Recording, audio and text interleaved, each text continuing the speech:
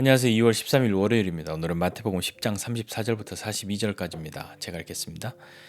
내가 세상에 화평을 주러 온 줄로 생각하지 말라. 화평이 아니요 건물 주러 왔노라. 내가 온 것은 사람이 그 아버지와 딸이 어머니와 며느리가 시어머니와 불화하게 함이니 사람의 원수가 자기 집안 식구리라. 아버지나 어머니를 나보다 더 사랑하는 자는 내게 합당하지 아니하고 아들이나 딸을 나보다 더 사랑하는 자도 내게 합당하지 아니하며 또 자기 십자가를 지고 나를 따르지 않는 자도 내게 합당하지 아니하니라. 자기 목숨을 얻는 자는 잃을 것이요 나를 위하여 자기 목숨을 잃는 자는 얻으리라. 너희를 영접하는 자는 나를 영접하는 것이요 나를 영접하는 자는 나를 보내신 이를 영접하는 것이니라. 선지자의 이름으로 선지자를 영접하는 자는 선지자의 상을 받을 것이요 의인의 이름으로 의인을 영접하는 자는 의인의 상을 받을 것이요 또 누구든지 제자의 이름으로 이 작은 자 중 하나에게 냉수 한 그릇이라도 주는 자는 내가 진실로 너희에게 이르노니 그 사람이 결단코 상을 잃지 아니하리라 하시니라. 아멘. 예수님은 평강의 왕으로 이 세상에 오셨습니다. 그런데 그 예수님이 내가 세상에 화평을 주러 온 줄로 생각하지 말아라 라고 말씀하시면서 화평이 아니고 검이다 라고 말씀하십니다. 그것은 예수님이 정말로 이 세상을 망가뜨리기 위해서 칼을 들고 오신 것이 아니라 예수님의 평화가 이 세상에 오고 그 평화가 흘러갈 때까지 이 어두움이 세상이 그것을 그냥 두지 않죠. 저항하고 거부하고 핍박하고 박해합니다. 왜냐하면 가치가 상충되고 있으니까요. 쉽게 이거 내 건데 하고 내놓지 않으려고 하겠죠. 그러니 하나님 나라와 이 세상 나라, 그리스도와 이 어두움이 마주 서고 있는 것입니다. 그래서 그런 어떠한 이 저항이나 박해나 핍박이 다른 데 있지 않고 집 안에서도 있을 수 있다 하는 것이죠. 그래서 사람이 아버지와 딸이 어머니와 며느리가 시어머니와 불화하게 된다라고 말씀하시면서 사람의 원수가 자기 집안 식구가 될 수도 있다라고 말씀하시죠. 그 가치가 대립하게 되어서 그것이 다른 데뿐만 아니라 집 안에서도 그렇게 될 수 있습니다. 화평하게 하는 자로 우리는 부름 받았다고 주님이 말씀하셨죠. 화평케 하는 자 하나님의 아들이라 일컬음 받을 것이라 말씀하신 것 기억하십니까? 그러나 그 화평은 그냥 뭐 가만히 있어서 되는 것이 아니고요. 그냥 좋은 게 좋은 거지 하고 흘러가는 것이 아니라 그 화평은 그 화평을 누린 사람들이 있을 때 그 화평이 흘러가고 화평을 경험하게 되는 것입니다. 참된 화평, 평강의 왕이신 예수 그리스도가 있어야 평화가 오는 것이죠. 그렇게 화평은 가만히 있는 것 아니고 담대하게 하나님의 아들로 주신 그 사명을 가지고 살고 그 사랑을 흘려보낼 때에 경험하게 되는 겁니다. 하나님의 뜻이 이루어짐을 기뻐하고 어려움 가운데서도 복음을 전하는 사람이라는 것을 잊지 않고 그 부르심을 따라 나아갈 때 경험하게 되는 것이죠. 그렇게 될 때 또한 제자가 됩니다. 제자는 그렇게 살아가는데 이 제자는 어떠하냐 하면 37절 이하에 보니까 아버지나 어머니를 나보다 더 사랑하는 자 합당하지 않다. 아들이나 딸을 나보다 더 사랑하는 자도 합당하지 않다라고 말씀하십니다. 그런 어떻게 보면 혹 오해를 하면 사람의 원수가 자기 집안 식구라고 말하고 또 부모보다 또 자식보다 자식을 더 사랑하면 안 된다라고 말씀하시는 것을 보아서 혹 오해할 수도 있으나 그것이 아니라 뭐 가족을 미워해라 그들과는 원수가 되고 등지고 살아라 그렇게 말씀하시는 것이 아니라 누구를 더 사랑해야 하는가에 대해서 말씀하시는 것이죠. 가장 사랑해야 할 존재에 대해서 말씀하시는 것 아니겠습니까? 제자는 오늘 이 말씀에 보니까 제자라면 이 세 가지를 생각해 보아야 하는데요. 첫 번째는 누구를 사랑할 것인가입니다. 이게 단지 그냥 좋아한다는 차원의 것이 아니라 이 사랑한다라고 하는 것은 내가 충성하고 헌신할 수 있는 그런 존재를 결정해야 하는 것이죠. 가족을 미워하고 가족을 버려라 하는 것이 아니라 주님을 가장 사랑해야 한다라는 것 다시 한번 기억하고 가장 사랑하는 사람을 위해 충성하고 헌신할 수 있어야 합니다. 주님의 계명도 하나님 사랑하고 사람을 사랑하는 것 아닙니까? 하나님 사랑하고 사람 사랑할 수 있는, 하나님 사랑하면 가족을 미워하는 것 아니라 미웠던 가족도 사랑하게 되는, 그러나 주님의 사랑으로 사랑하게 되는, 이 온전한 사랑을 경험하게 되는 그것이 찾아오지 않겠습니까? 또한 제자라면 자기의 십자가를 지고 따라가야 한다 이렇게 말씀합니다. 자기 십자가를 지고 따르지 않는 자도 합당하지 않다 이렇게 말씀합니다.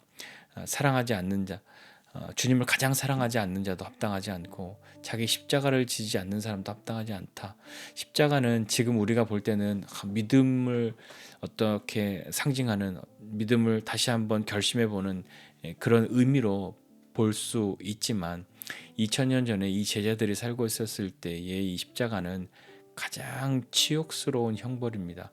감히 이 십자가 형벌에 대해서 말하는 것조차도 치욕스러울 만큼 그런 아주 그런 형벌이었기 때문에 자기의 십자가를 져라라고 하는 것이 지금 우리처럼 믿음으로 잘 그런 어떤 격려와 다짐의 그런 의미가 아니라 십자가의 형벌이라고 하는 것은 수치스러운, 정말 너무나도 자기뿐만 아니라 자기 집안 모두에게도 수치가 되는 그런 형벌이었는데 그렇게 십자가를 지고 따라야 한다라고 말씀합니다. 그렇다면 남의 십자가를 지는 것 아니라 자기의 십자가 지는 것 아닙니까? 우리는 각자가 져야 할 십자가가 있고 그 십자가를 지는 이유가 무엇인지를 생각해 보아야 하는 것이죠. 십자가를 지고 따르지 않는 사람 합당하지 않다라고 말씀하셨으니까 십자가를 지고 따라가는 그 이유는 우리가 주님을 사랑하고 또 주님의 제자가 되었기 때문이어야 하지 않을까요? 그냥 주님을 따라가지 못합니다. 자기를 부인하고 자기 십자가를 지고서야 따라갈 수 있는 그 길이 제자의 길입니다. 또한 세 번째는 자기 목숨을 얻는 자 잃을 것이고 나를 위하여 자기 목숨을 잃는 자 얻는다 말씀하셨습니다. 누구를 위하여 죽을 것인가 그것도 결정해야 합니다. 제자라면 누구를 위하여 죽을 것인가에 대해서도 생각해야 하는 것이죠. 자기를 위해서 고집하면 잃어버릴 것이고 주님을 위해서 목숨을 잃는 자는 얻을 것이다 말씀하십니다. 우리 운동을 하거나 어떤 실제 싸움을 하거나 가장 그 상대하기 어려운 그런 대상이 상대가 어떤 상대입니까? 가장 힘든 그런 상대는요, 운동이든 그게 삶이든지 전쟁이든지 간에 죽기 살기로 덤비는 상대입니다. 죽을 각오로 싸우는 사람인 거죠. 더 이상 잃을 것이 없는 그런 사람들이지 않습니까? 우리는 누구를 위하여 죽을 것인가에 대해서도 생각해 보아야 합니다. 우리는 나를 위해서 주님을 죽이는 삶을 살았다고 한다면 이제 제자라면 주님을 위하여 우리가 죽을 수 있는 그런 사람이 되어야 하지 않을까요? 이것이 꼭 목숨만을 위해 말하는 것뿐만 아니라 우리의 모든 생각도 우리의 욕심도 죽을 수 있는, 그리고 기꺼이 주님을 위하여 주님 때문에 죽어질 수 있는 그런 제자로 한 걸음 한 걸음 나가야 하지 않겠습니까?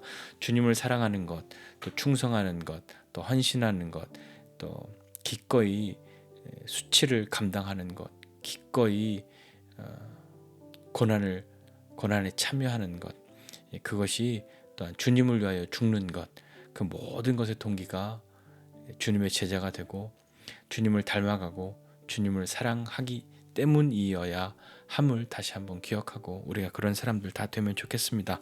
40절 이하에 보니까 그러면 제자 되면 맨날 이렇게 힘들고 어려운 것만 있냐? 네, 그렇지 않죠. 주님이 우리와 함께 하시면서 늘 고통만 주시고 그 고난은 다 피해가고 우리만 그런 고난 당하는 것 아니지 않습니까? 주님이 고난 당하셨기에 우리도 그 주님의 길을 가는 제자이지 않습니까? 그러나 그때에도 주님 말씀하시는 것이죠.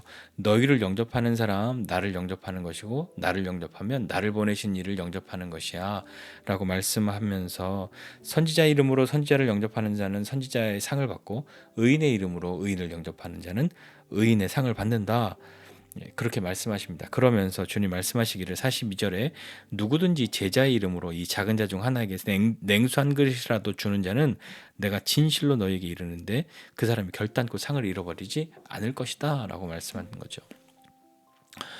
박해석에서도 복음을 전하는 삶, 또 제자의 삶을 살아간다는 것은 참 힘든 일일지도 모릅니다. 그러나 그런 박해를 받고 핍박을 당할 때, 또 이 마을 저 마을로 계속해서 피해 다녀야 할 때 예수님의 이름으로 제자들을 영접하는 그런 사람들이 있다는 것이죠. 예수님의 이름으로 이 작은 자 중 하나, 이 작은 자 누구겠습니까? 예수님의 제자들 아니겠습니까? 냉수 한 그릇이라도 주는 사람, 예수님 말씀하시는데 나 정말 그 사람 상을 잃어버리지 않을 거야 라고 말씀하시는 것이죠. 우리도 예수님 때문에 예수님의 이름으로 그렇게 영접을 받을 때가 있습니다. 환대를 받을 때가 있습니다. 또한 우리도 그런 기회가 있을 때는 예수님의 이름으로 환대해야 하는 것이죠. 그것이 제자로서의 부름이고 삶이지 않습니까? 그렇게 예수님의 이름으로 우리를 받아준 사람, 그리고 예수님의 이름으로 내가 누군가를 받아주었을 때 예수님은 그것을 잊지 않을 것이다 라고 말씀하시는 거죠. 너희에게 베푼 그것은 곧 나에게 한 것이다 라고 예수님이 말씀하시지 않으셨습니까? 오늘 제자의 삶을 보면서 제자는 힘들고 어려우니 난 제자는 못하겠다, 그냥 적당히 믿는 사람만 해야겠다라는 그런 것으로 우리의 신앙을 타협하지 말고 참으로 주님을 따라갈 수 있는 제자가 되는 그 제자로서의 부름이 우리에게 있다는 것을 기억하면서 제자라면 누구를 사랑할 것인가, 십자가를 질 것인가, 자기의 십자가를 지고 따를 것인가, 누구를 위하여 죽을 것인가에 대해서 다시 한번 생각해보고 오늘도 우리가 주님을 따라가는 저와 여러분 모두가 되시기를 주님의 이름으로 축복합니다. 기도하겠습니다. 하나님 아버지, 은혜와 사랑 감사합니다.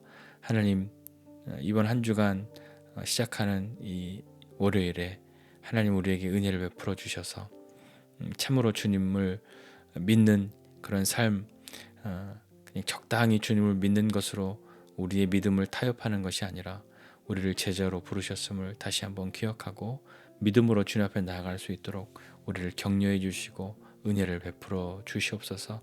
참으로 주님의 제자라면 누구를 사랑할 것인가, 자기의 십자가를 지고 따를 것인가, 누구를 위하여 죽을 것인가에 대해서 다시 한번 우리로 주님 앞에 믿음의 고백을 할 수 있는 사람 되게 하여 주시고 더욱 큰 믿음으로, 더욱 성숙한 믿음으로, 더욱 진실한 믿음으로 자라나서 매일매일 한 걸음 한 걸음 주님을 닮아가는 제자가 될 수 있도록 은혜를 베풀어 주시옵소서. 이번 한 주간도 우리 믿음으로 승리하기를 원합니다. 주님 도와주시고 함께해 주십시오. 감사드리고 예수님의 이름으로 기도드립니다. 아멘.